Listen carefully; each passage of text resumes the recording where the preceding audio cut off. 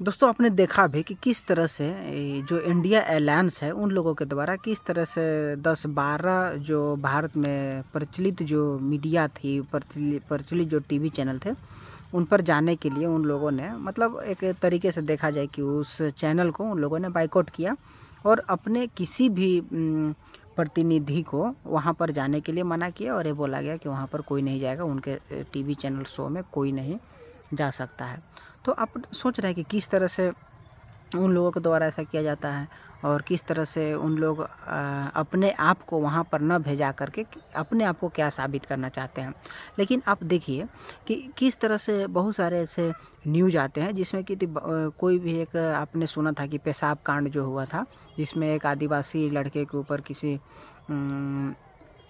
BJP के कोई सदस्य था, उसके द्वारा क्या किया गया था वो भली भांति आप जानते हैं। तो किस तरह से मीडिया वालों ने अलग अलग जो वाकई में जो कांग्रेस के खरीदे हुए जो पत्रकार थे, कांग्रेस के खरीदे हुए जो न्यूज़ चैनल थे, उन लोगों ने किस तरह से अखबार में, किस तरह से न्यूज़ चैनलों पर पूरा भर भर कर छापा कि जो बीजेपी के ही काम होता है, बीजेपी की यही मानसिकता है, बीजेपी के द्वारा आदिवासियों को सताया जा रहा है, बीजेपी के द्वारा गरीब लोगों को सताया जा रहा है। और इसी तरह से भर भर करके किस तरह से बीजेपी को गालियाँ दी गई, इस चीज़ को आपने भली भांति देखा और सुना भी। लेकिन अभी आप देख रहे हैं कि किस तरह से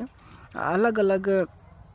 जैसे रवीश कुमार जैसे लोग हैं हो गए, अभिसार शर्मा जैसे लोग हो गए, बहुत सारे ऐसे लोग हैं जो सिर्फ बीजेपी की बुराई करते हैं। और आज स्पष्ट तरीके से देखते हुए कि किस तरह से बीजेपी के द्वारा देश में काम किया जा रहा है, किस तरह से नरेंद्र मोदी की अगुवाई में देश के लिए विकास का काम बहुत ही अच्छे तरीके से किया जा रहा है। लेकिन इसके बावजूद भी बहुत सारे ऐसे मीडिया हैं जो कि सिर्फ बीजेपी की बुराई करते हैं। और बहुत सारे ऐसे पत्तल चटवे लोग हैं, जैसे कि आप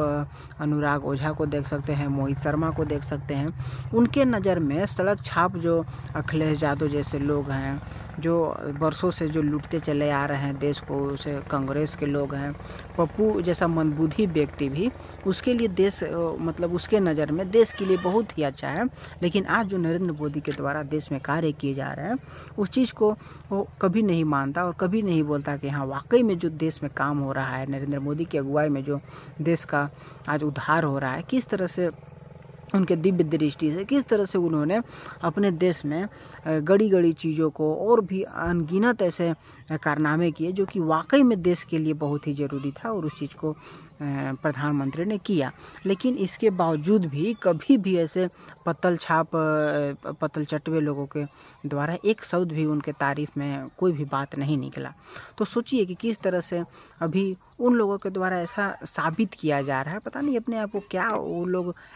कहाँ फ़ायदा देख रहे हैं कि हम यदि किसी पत्रकार को बाइकआउट कर दें, किसी टीवी चैनल को बाइकआउट कर दें तो हमारे लिए हानि है कि नुकसान है, उन्हें इतना समझ नहीं है। लेकिन आप सोचिए कि यदि कोई देश के विकास के लिए मतलब जिस प्रकार से अभी देश में विकास का कार्य हो रहा है, उस चीज़ को यदि कोई मीडिया दिखाता है तो उसे बोल दिया जाता है कि ये गोदी मीडिया है। यदि देश में विकास का जितना भी कार्य हो रहा है, किस तरह से देश में प्रगति का कार्य हो रहा है, किस तरह से नए नए संरचनाएं बन रही है, किस तरह से डेवलपमेंट का कार्य हो रहा है, तो सारी की सारी चीज़ों को यदि कोई भी मीडिया चैनल दिखाता हो, जहां पहले गड्ढे सड़क में हुआ करती थी, आज वहां पर 6 लेन 4 लेन 8 लेन बन रहा है, वहां पर हाईवे बन रहा है, तो उस चीज़ को यदि कोई व्यक्ति जाकर के, कोई मीडिया वाला जाकर के दिखाता है तो उसे गोदी मीडिया कह दिया जाता है और यही बोल दिया जाता है कि खरीदे हुए लोग हैं, खरीदे हुए पत्रकार हैं, वो भी बीजेपी के द्वारा। लेकिन आप सोचिए कि यदि